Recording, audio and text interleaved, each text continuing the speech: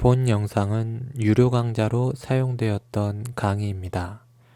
시의 입문과 향상에 도움이 되길 바라는 마음으로 무료로 공개합니다.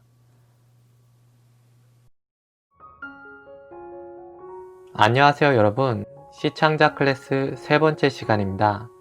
지난 시간에는 오이를 소재로 쓴 시를 통해 사물의 목소리를 듣고 표현해보는 것도 시가 될 수 있음을 보았습니다. 이번 시간에는 사골국에 대한 기억이 후에 시로 쓰이게 된 경우를 보여드리려고 합니다. 그럼 먼저 읽어보겠습니다. 나그네와 사골국. 곧 지나갈 객처럼 표정도 없이 무심하게 다가갔다가 쫑긋 선 귀가 벌컥 바람을 들이켜 부풀었다 쪼그라드는 가슴 주체하지 못하고 잠시 길을 잃었다. 그래도 아주 앉지는 않고 반쯤 걸터앉아 슬쩍 끼어만 웃었는데 한마디 거들기 시작하다 보니 밥까지 한술 거들게 되면서 아예 짐을 풀어버렸다. 식어가는 사골국 속의 기름처럼 객은 서서히 표면으로 떠오른다. 거북해진 국물에 사람들이 숟갈을 놓는다. 왜 깜빡했을까? 기름도 휘젓는 동안에는 물과 잠시 섞인다는 걸. 어쩌다 길이 겹쳐 꽃내가 베었을지라도 그들은 꽃짐을 들고 다니는 사람이었고 나는 보찜을 메고 다니는 사람이었다. 사골국 위에 뜬 기름을 걷어내는 마음으로 풀었던 짐을 꾸린다. 길에 오르자 국물이 다시 담백해진다. 네, 어떻게 들으셨나요? 사골국만으로 쓰이지는 않은 시였는데요. 그러면 어떻게 쓰이게 되었는지 한번 풀어보겠습니다. 이 시는 먼저 사골국에 대한 기억을 바탕으로 합니다. 소뼈를 푹 우릴 때 생각보다 기름이 많이 나오기 때문에 이것을 걷어내는 과정이 필요합니다. 만약 이것을 하지 않으면 국물이 매우 느끼해지죠.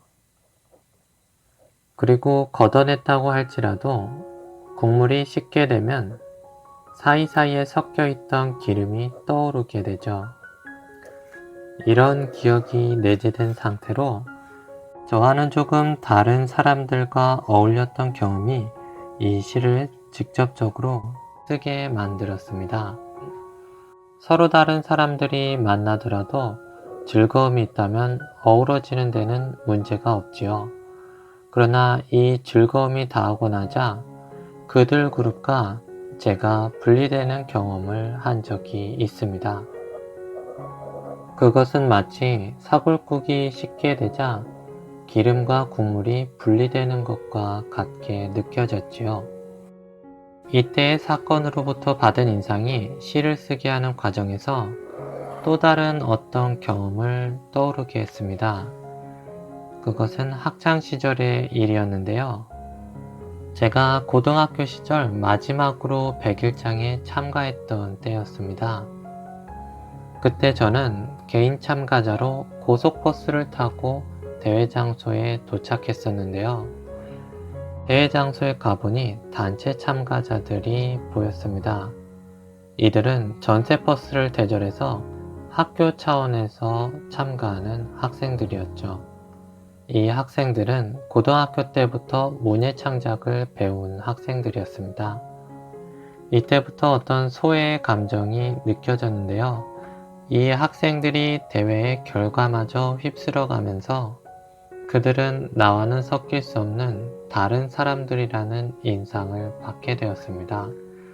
더군다나 이 대회에서 상을 받은 사람들은 꽃다발을 들고 있었는데요. 그래서 대회장을 나올 때는 꽃다발을 들고 있는 사람과 그렇지 않은 사람으로 나뉘게 되었죠. 이렇게 세 층위의 경험이 어우러져서 한 편의 시로 쓰이게 된 것입니다. 이러한 경험들은 저 스스로를 나그네 같다는 인상을 주게 되었고, 이러한 인상을 토대로 어떤 가상의 이야기가 머릿속에 그려졌습니다. 아주 지어낸 이야기가 아니라 마음속에서 체험된 이야기였습니다. 그 이야기는 나그네가 자신의 길을 잃고 다른 사람들과 어울렸다가 자신에겐 자신만의 고유한 어떤 길이 있었다는 것을 분리를 통해 경험하면서 다시 자신의 길에 오르는 그러한 과정의 이야기였습니다. 그러니까 세 개의 경험이 하나의 가상의 체험으로 결합된 것입니다. 이렇듯 시는 어떤 경험이 곧장 시가 되지 않고 나중에 다른 경험과 어우러지고 나서야 시가 되는 경우도 있겠습니다. 그러니 지금 당장 시가 느껴지지 않는다고 해서 조급해 하실 필요가 없겠습니다. 그때 해야 할 일이 있다면 그것은 단지 그때의 경험들을 하나하나 성실히 겪어내는 것일 것입니다. 그것이 나중에 언제 시가 될지 모르는 것이니까요. 그러면 오늘 강의는 여기서 마쳐보도록 하겠습니다. 오늘의 과제는 여러분들이 좋아하시는 국을 떠올려 보시고 그 국이 가지고 있는 특징을 5가지 적어주시면 되겠습니다. 그러면 오늘도 시와 함께 해주셔서 감사드리고 여러분들의 시적인 생활을 응원합니다. 다음 시간에 뵐게요.